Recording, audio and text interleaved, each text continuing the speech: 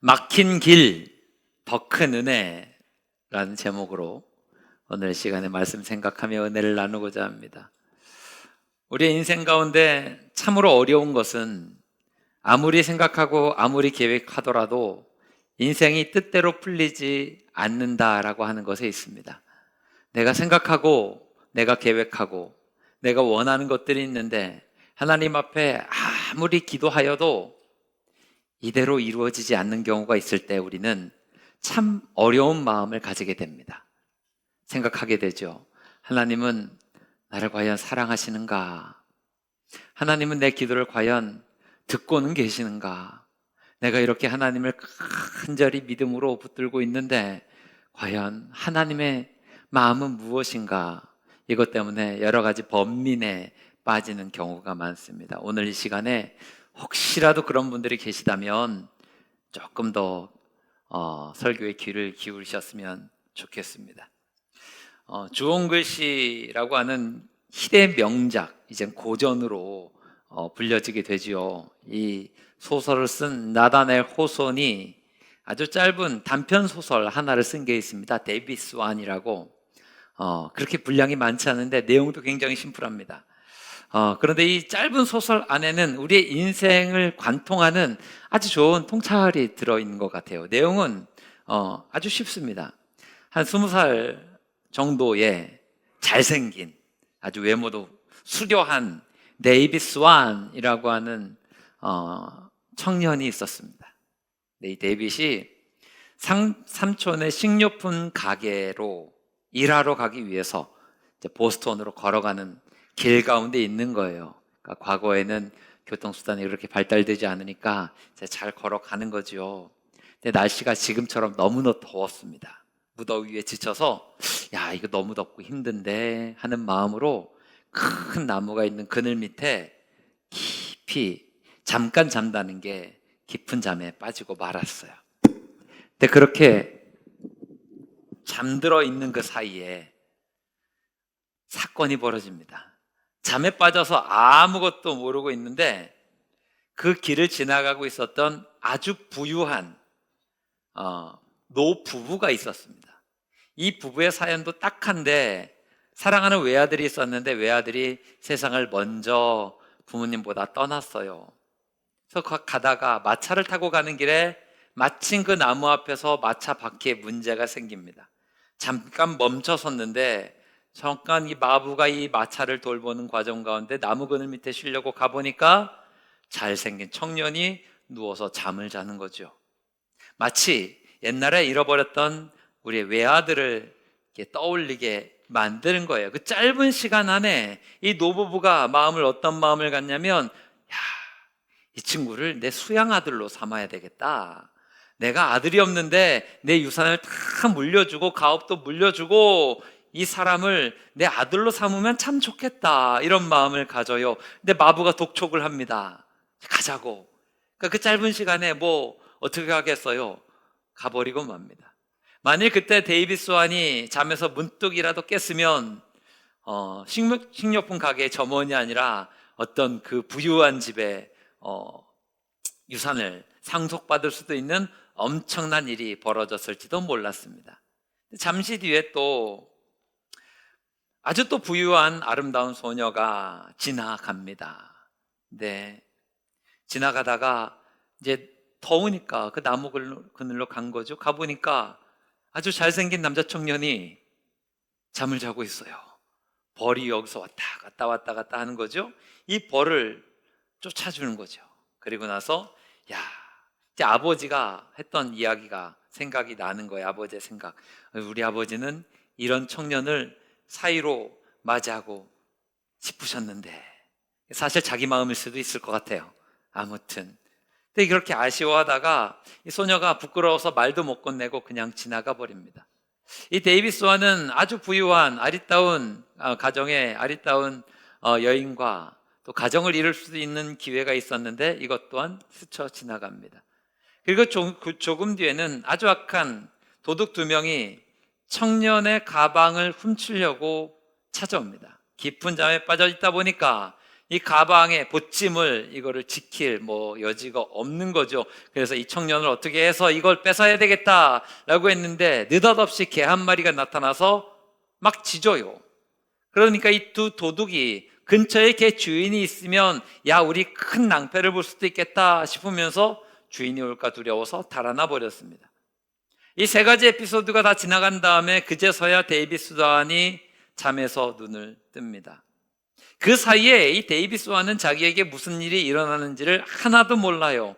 부가 지나갔고 사랑이 지나갔고 심지어는 죽음이 지나갔는데 전혀 깨닫지 못한 채 그저 자리를 툭툭 털고 자기의 갈 길을 가더라 라고 하는 것입니다.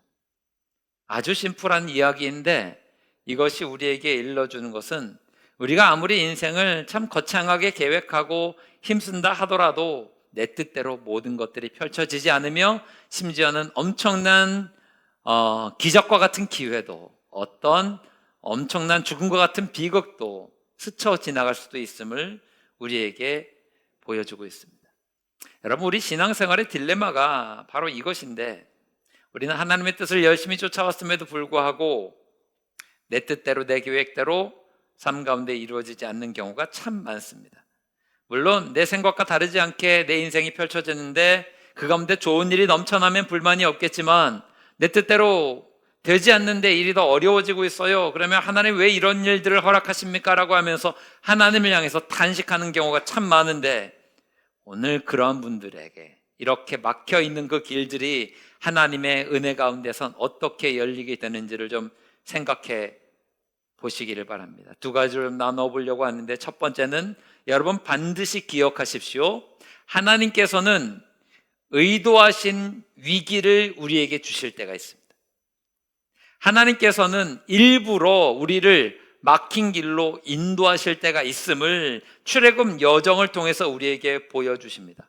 이스라엘 백성들이 이제 애굽의 학정으로부터 벗어나서 가나안 땅을 향한 여정을 내딛었습니다. 상식적으로 가나안을 향해 갈 때 이들이 노예 신분에서 목적지까지 가려면 누구라도 다 그렇게 계획을 할 텐데 가장 빠른 길로 가려고 했을 것입니다. 그리고 이 이스라엘 백성들이 가장 빠르게 가나안 땅으로 가는 길은 가장 안전하다고 생각되어지는 길은 지중해를 따라가는 블레셋 사람의 땅의 길이었습니다. 그러면 그 길로 가면 한 3일, 4일, 아무리 늦어도 일주일이면 가나안까지 능히 도착할 수 있는 시간이다라고 성경학자들은 이야기를 합니다. 그런데 오늘 말씀 속에서 보여지는 하나님의 인도하심은 우리의 생각과 조금 달라요. 쉬운 길, 빠른 길로 인도하지 않고 오히려 아주 위험하고 아주 이상한 방향으로 이스라엘 백성들을 끌고 가셔서 사방이 막힌 바닷가에 진을 치게 만드셨습니다.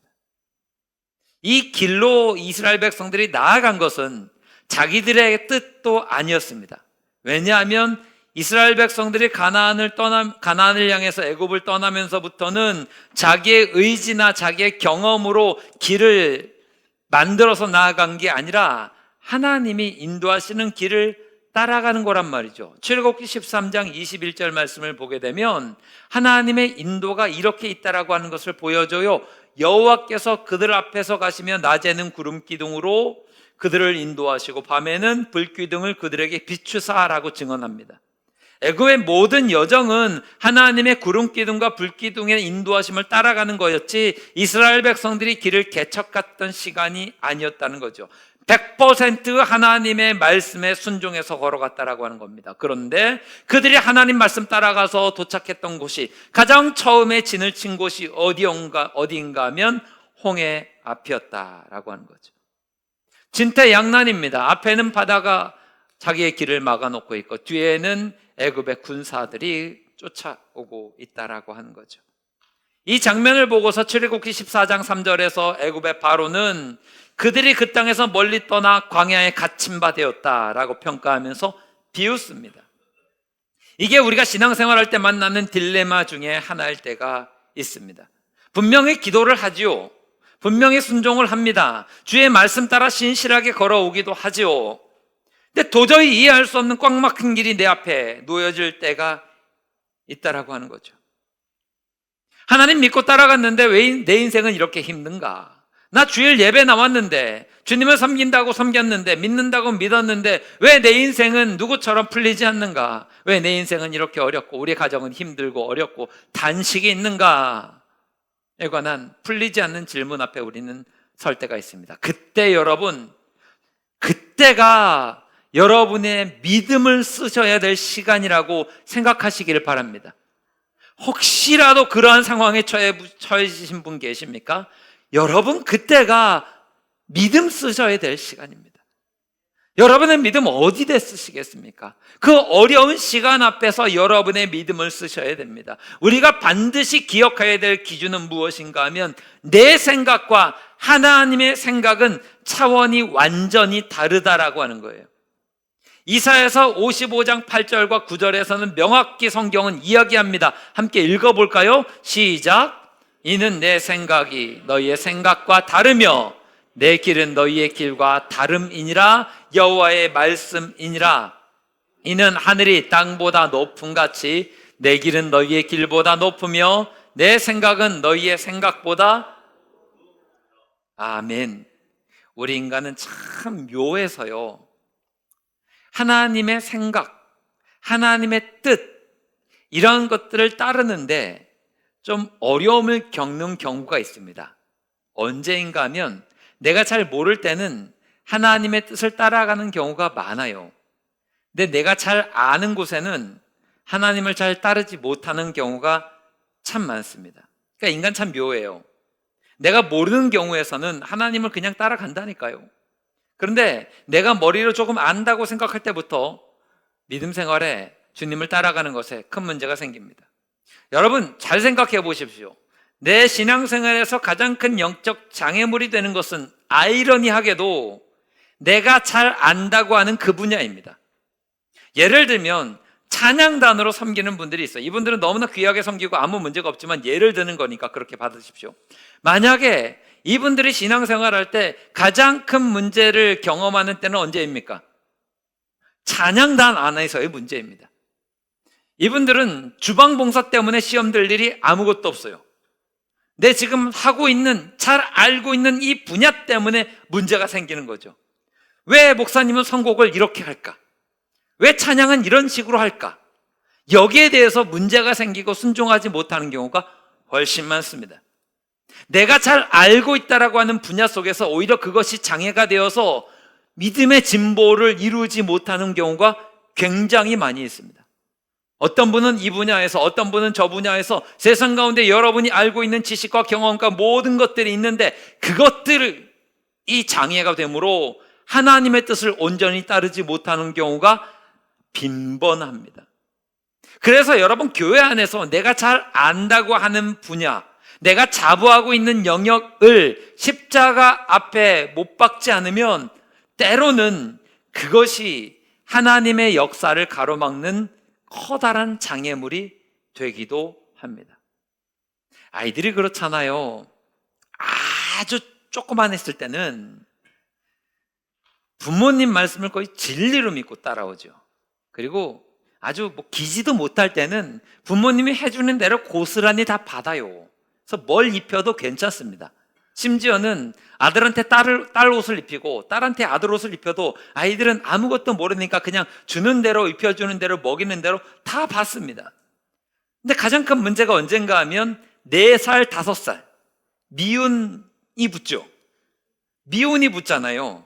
왜 미운이 붙을까요? 고집이 세지기 시작합니다. 그래서 지가 입고 싶은 옷을 입는 거예요. 제가 종종 말씀드리지만 아침에 어린이집 데리고 가는 엄마 옆에 있는 애가 속 끌려가듯이 끌려가는데 옷이 밸런스가 맞지 않는다라고 하는 것은 엄마가 게으른 게 아닙니다. 애가 고집을 피워서입니다. 한여름에 레이스를 입으면 안 되는데 자꾸 그 레이스를 입겠다고 고집을 하는 순간 이걸 아침에 유치원은 보내야 되겠고 안 되니까 그냥 입혀서 언밸런스하게 보내는 거예요. 아이의 고집입니다. 조금 더 크면 초등학교에 들어갑니다. 여기서부터는 생각이 완전히 달라져요. 인생의 전부라고 여겼던 엄마 아빠의 가르침보다 훨씬 더 중요한 대상들이 생깁니다. 선생님이 생기고 선배가 생겨요. 그러면 거기에 따라갑니다. 사춘기 때는 어떻습니까? 친구들의 말이 아주 스탠다드가 됩니다. 친구들이 다 이렇게 하는 것이 자기들의 인생의 기준이 되기도 합니다. 나중에 성인이 되면 그 방향이 어디로 가요? 세상이 다 원래 그런 거야 라고 하면서 남들이 그렇게 사니까 나도 그렇게 살아. 세상의 흐름에 무비판적으로 자기를 내맡깁니다. 여러분, 우리 인생 가운데, 신앙 가운데 여러분 반드시 기억해야 될 것은, 신앙의 싸움은 어떤 것인가 하면 하나님의 뜻인가 내 뜻인가예요. 하나님의 말씀인가 세상의 흐름인가, 이 싸움에서 중심을 바르게 잡는 게 믿음을 바르게 세워나가는 방법이거든요. 진짜 믿음은 무엇입니까? 내 이성적 판단이 있어요. 내 지금까지 해왔던 경험이 있어요. 이거 다 주님 앞에 내려놓고 하나님이 기뻐하시는 것이 무엇인가를 생각하면서 따라가는 것이 신앙의 정석입니다. 이것은 우리의 삶 가운데 위기를 만났을 때도 동일합니다. 세상의 방법은 위기를 만났을 때 사람을 찾아가고 방법을 찾아가고 분주하게 뛰라고 이야기하는데, 하나님의 방법은 무엇입니까? 하나님 앞에 잠잠하라예요. 하나님의 뜻을 신뢰하라예요. 하나님의 역사를 기대하라예요. 하나님이 때로는 여러분의 마음에 어려움을 던져주시기도 하고 인생의 고난을 던져주시기도 합니다. 왜 그럴까요? 하나님의 귀한 섭리가 있고 하나님의 영광을 드러내기 위한 하나님의 뜻이 있기 때문에 그렇습니다. 출애굽기 14장 4절 말씀을 보면 이것을 이렇게 표현을 해요. 내가 그와 그의 온 군대로 말미암아 영광을 얻어 애굽 사람들이 나를 여호와인 줄 알게 하리라. 이렇게 써져 있는데, 이것을 성경을 좀 요즘 말로 풀어서 해석을 한 유진 피터슨 목사님이 번역을 한 메시지라고 하는 성경 속에서 영어에서는 뭐라고 이야기하냐면, 나를 여호와인 줄 알게 하리라를 한 단어만 이야기할게요. 디스플레이 하려고 예요. 디스플레이를 하려고, 바로와 그의 군대를 하나님의 영광을 위한 디스플레이로 사용하기 위해서 쓰시려고 그렇게 하셨다라고 하는 거예요. 바로와 바로의 군대를 사용하셔서 하나님의 영광을 만천하에 디스플레이 하시려고 지금 너희들을 여기까지 인도한 거야 라고 하는 거예요.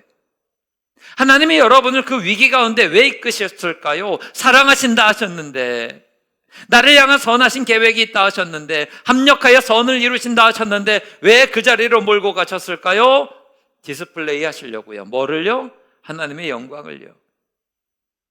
내 힘으로 불가능한 놀라운 역전을 하나님의 능력으로 행하시기 위함입니다. 신약으로 나아가면 똑같은 이야기가 나오죠. 나사로의 죽음 사건이 있습니다. 예수님이 그 가정을 사랑하셨고 나사로와 그의 누이들을 사랑하셨습니다. 그런데 나사로가 병들었다는 이야기 듣고 예수님 가지 않으셨습니다.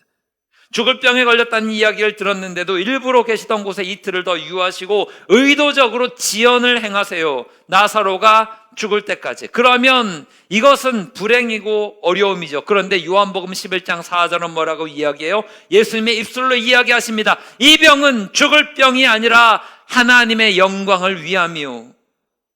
하나님은 죽음이라고 하는 아픔과 어려움도 사용하셔서 하나님의 영광을 드러내기를 원하시는 분이다 라고 하는 것입니다. 하나님의 의도적인 지연과 하나님의 의도적인 고난을 주심은 내 삶의 근원적인 문제조차도 뿌리까지 뽑기 위한 하나님의 놀라운 섭리였음을 여러분 기억하시길 주의 이름으로 축원합니다. 병든 자리에서 고침받는 것과 죽은 지 사흘 만에 무덤 문을 열었더니만 살아서 나오는 것, 둘 중에 어떤 것이 훨씬 더 큰 기적이고 은혜이고 영광입니까? 당연히 후자죠. 주님은 이것을 계획하고 계시는 거예요. 이스라엘 백성들을 쫓아왔던 애굽의 군대도 마찬가지입니다. 만일 그대로 두고서, 이 애굽의 군대를 두고서 가장 빠르고 쉬운 길인 블레셋 사람의 땅의 길로 인도받았다고 한다면 애굽의 군대가 쫓아오기가 너무 쉬워요. 심지어 블레셋의 공격을 받기도 너무 쉽고요. 그러면 나중에 이스라엘 백성들이 광야길을 갔을 때에 수많은 공격 앞에서 견딜 수가 있겠습니까? 그들은 정규군을 가지고 있는 무리가 아닙니다. 그냥 애굽에서 종살이하고 노예로 살았던, 노역하던 사람들 200만입니다. 그것도 장정만 따지면 60만 밖에 되지 않아요. 큰 비극을 겪었을 것입니다. 그런데 하나님은 이 홍해라고 하는 막혀져 있는 길을 사용하셔서 애굽의 군대를 수장시켜 버리시잖아요. 그 이후에 애굽은 더 이상 성경에 크게 등장하지 않습니다. 왜냐하면 애굽에 큰 어려움이 닥쳤기 때문에. 첫 번째 어려움이 닥친 건 뭐예요? 노동력을 상실했습니다. 200만이나 되는 노예로 부리던, 무노동으로 그냥 노예로 부리던 애굽 사람들을 노동력을 빼앗겼고요. 두 번째는 정예군을, 군사력을 빼앗기게 되었습니다. 그래서 그 이후에 애굽이 그 당시에 전성기를 구가하던 그 시대에 그 영광을 회복하기가 굉장히 어렵게 된 것이죠. 이 모든 것을 사람의 생각으로 할 수 있겠습니까? 아니죠.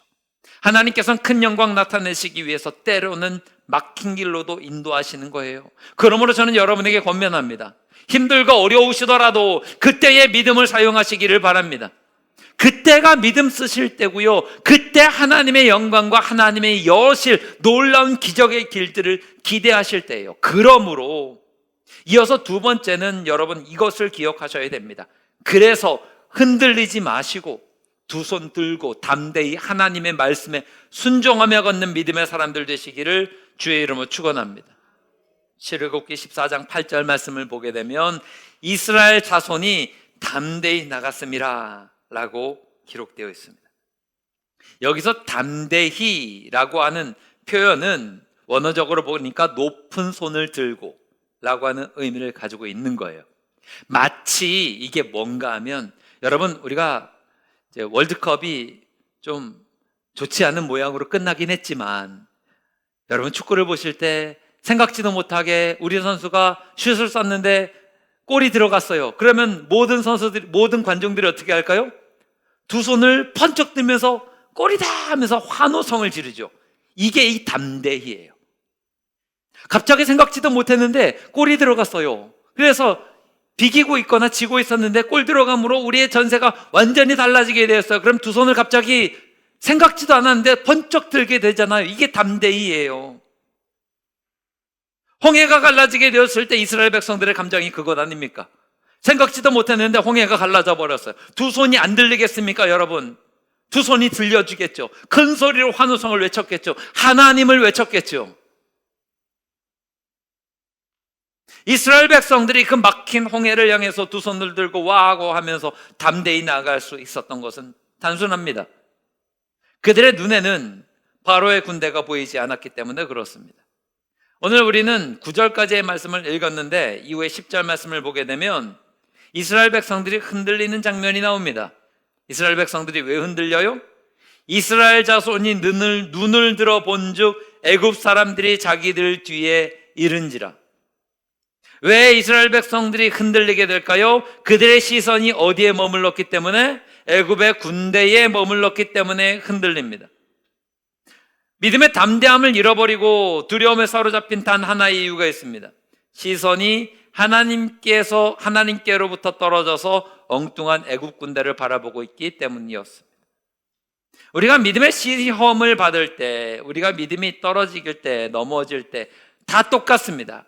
언제 우리가 쓰러지고 넘어지고 흔들립니까? 우리의 믿음의 시선이 하나님께로 가는 게 아니라 다른 무언가로 향해 갈 때 우리의 믿음은 흔들리게 되어 있습니다. 사람을 향해 갈 때, 환경을 향해 갈 때, 내가 가지고 있는 소유를 향해 갈 때 우리는 시선이 그쪽으로 분산되기 시작하면 좋든 나쁘든 우리의 믿음은 흔들리게 되어 있습니다. 내 인생에 지금 굉장히 좋은 일들이 많아요. 그런데 하나님을 바라보지 않고 좋은 일들만 바라보면서 막 생각하다 보면 교만이 찾아오고 믿음이 떨어집니다. 어떤 사람을 바라봅니다. 사람을 바라볼 때 때로는 좋기도 하고 때로는 실망스럽기도 하죠. 그런데 그 사람을 바라보고 하나님을 바라보지 않으면 우리의 믿음은 떨어지게 마련입니다. 왜냐하면 사람은 항상 변하게 되어 있거든요. 환경을 바라보는 것도 마찬가지입니다. 환경은 항상 조석으로 바뀌게 되어 있는데 때로는 좋은 일이, 때로는 어려운 일이 있는데 우리의 믿음의 중심이 계속 흔들리는 거잖아요. 그러면 믿음이 자라날 수가 없는 겁니다. 우리의 믿음의 시선은 어디를 향해야 됩니까? 하나님께로 향해 있어야 우리의 믿음이 자라는 겁니다. 영적 시험에 드는 분들 특징이 무엇일까요? 100%입니다. 이것은 제가 단언할 수 있습니다. 시험 드는 분들이 바라보고 있는 것이 하나님입니까? 사람입니까? 시험 드는 분들이 넘어지는 이유는 하나님 때문에 넘어지는 것입니까? 환경 바라보고 있는 것 때문에 넘어지는 것입니까? 그래서 악한 마귀는 항상 시선의 싸움을 합니다. 제가 설교할 때 항상 시선을 많이 강조하는데 이 이유가 바로 여기에 있습니다. 마귀는 계속해서 우리의 시선을 다른 데로 돌리는 거예요. 자꾸 엉뚱한 것을 바라보아라. 엉뚱한 것을 바라보아라. 엉뚱한 것에 초점을 맞추고 있어라.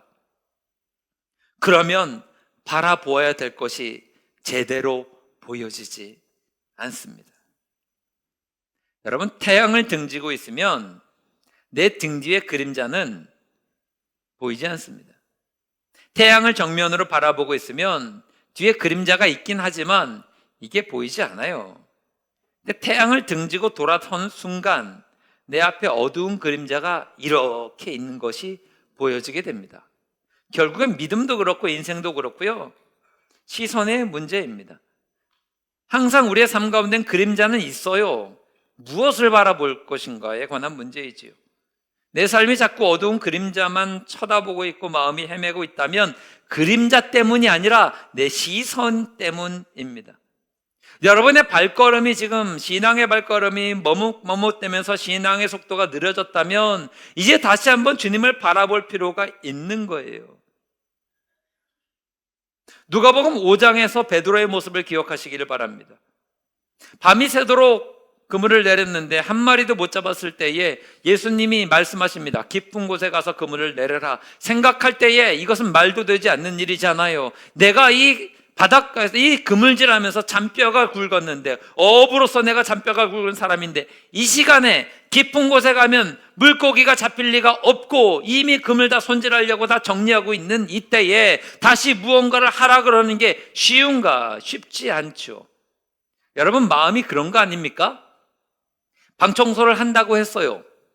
근데 갑자기 집에 또 식구가 와갖고 내가 청소를 해놨는데 이게 뭐냐? 저쪽 구석에 있는 거 저것도 좀 치워라. 그러면 여러분 마음이 어떻습니까? 이미 다 방 청소 다 끝내고 걸레 다 빨아놓고 땀 닦고 이제 편안하게 앉아있는데 청소 다시 하라 그러면 기분이 어떠실까요? 화가 나죠? 싸우자는 얘기지. 이게 뭐 하자는 얘기 아니잖아요. 마치 그와 같은 격입니다. 이미 밤새도록 금을 내려서 마음도 다 정리 끝났고 이제 아무 생각도 없이 이제 집에 가서 쉬어야 되겠다. 오늘 공쳤다 그러는데 낯선 청년이 와서 깊은 곳에 가서 그물을 내리래요. 딱 보니까 손이나 모양새나 보니까 어부는 아니에요. 빈말인 것 같잖아요. 근데 베드로의 믿음이 얼마나 대단합니까?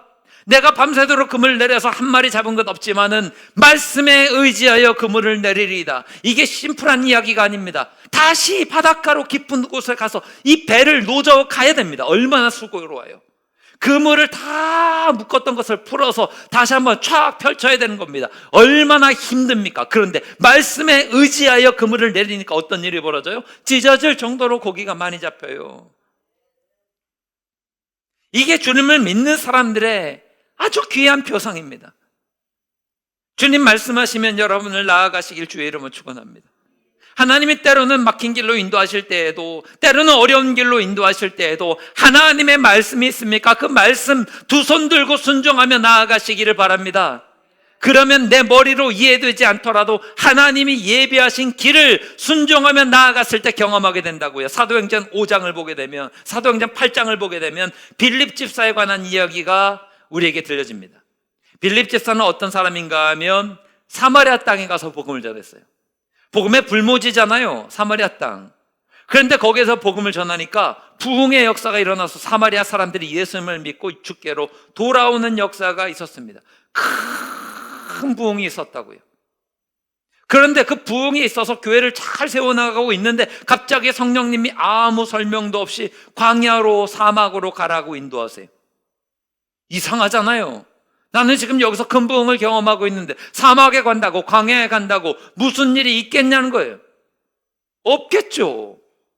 근데 빌립은 이해하면서 순종한 게 아니라 하나님의 말씀 따라서 그냥 순종하며 광야로 나갑니다.